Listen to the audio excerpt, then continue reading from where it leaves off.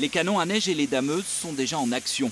À Bois d'Amont, site de départ de la tranche Jules l'an passé, on s'active pour préparer un stade d'où pourraient s'élancer plusieurs milliers de fondeurs les 9 et 10 février prochains.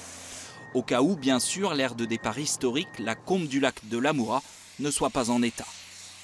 On n'a aucune certitude parce qu'on a très peu de neige sur l'ensemble de notre parcours.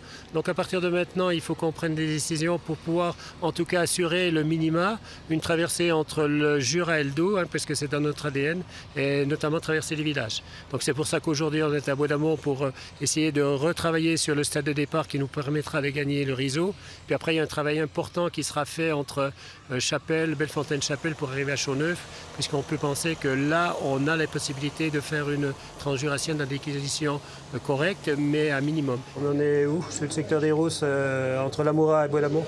Désormais, chaque semaine, les organisateurs font le point sur l'état des pistes avec les responsables de secteur.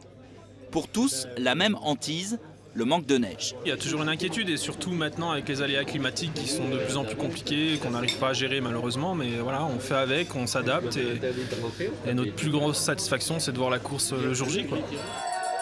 Départ de Bois d'Amont comme l'an passé, arrivée à Chauneuf comme l'an passé. Voici le tracé réaliste pour l'organisation qui prépare déjà l'arrivée sur le site de la Coupe du Monde de combiné nordique. Nous nous concentrons dans un premier temps sur une arrivée à Chauneuf puisque ce sont des structures supplémentaires. Donc, qui dit structure supplémentaire dit aussi coûts supplémentaires que nous devons anticiper pour justement la bonne santé de l'association. Mais si la neige est là et si nous le pouvons, bien sûr que nous irons jusqu'à Mout. À 4 semaines de la course, faire l'Amour à Mout semble un rêve néanmoins plus que jamais difficile à réaliser.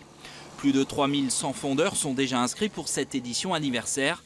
L'organisation table sur près de 4500 participants.